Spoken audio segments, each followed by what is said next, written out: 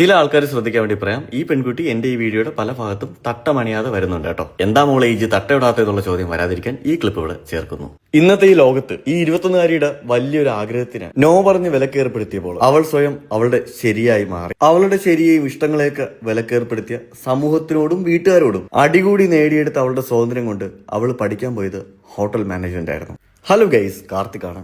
നിഷ്കളങ്കരായ ഒരു നല്ല ജനതയെ ഉൾക്കൊള്ളുന്ന തിരുവനന്തപുരം കൊല്ലം ബോർഡറായി കണക്കാക്കുന്ന കുമ്മിൾ എന്ന ഒരു കുഞ്ഞു ഗ്രാമത്തില് മതരാഷ്ട്രീയ പ്രായഭേദമന്യേ പലരും ചായ കുടിക്കാനും സൊറ പറയാനും കടികൾ കഴിക്കാനൊക്കെ ആയിട്ട് തിരഞ്ഞെടുക്കുന്ന ഒരു ഹൈടെക് ചായക്കടയാണ് കേട്ടോ. അതാണ് പൈ ചായ.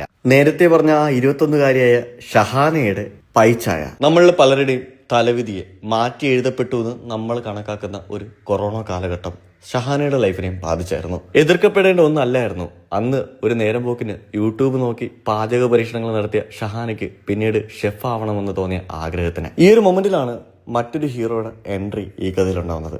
ഷംനാസ്, ഷഹാനയുടെ സ്വന്തം ഇക്ക. ഷെഫ് ആവണമെന്ന ഷഹാനയുടെ ആഗ്രഹത്തിന് മതപരമായിട്ടും കുടുംബപരമായിട്ടും ഉണ്ടായിരുന്ന എതിർപ്പുകളൊക്കെ അവൾക്കൊപ്പം നിന്ന് ഫൈറ്റ് ചെയ്ത ആളാണ് ഷംനാസ്. 1965 ഇവരുടെ അപ്പൂപ്പൻ തുടങ്ങി വെച്ച ചായക്കടയുടെ ലെഗസിയാണ് ഇന്ന് നമ്മൾ കുമ്മിളിൽ കാണുന്ന ആധുനികമായ പൈച്ച എന്ന കഫേയുടെ തുടക്കം. ഇവിടെ ഏറ്റവും കൂടുതൽ വിറ്റഴിക്കപ്പെടുന്ന ഡിഷുകളിൽ ഒരെണ്ണമാണ് ഈ കാണുന്ന തുറക്കലപ്പം. നമ്മളെ കേരള സ്റ്റൈല് ഒരു ഡിഷാണ് ഈ സാധനം. ഇതിനകത്ത് ഒരു പുഴുങ്ങിയ മുട്ടയുടെ പാതിയും ചിക്കനും ചമ്മന്തിയൊക്കെ ഉണ്ട്.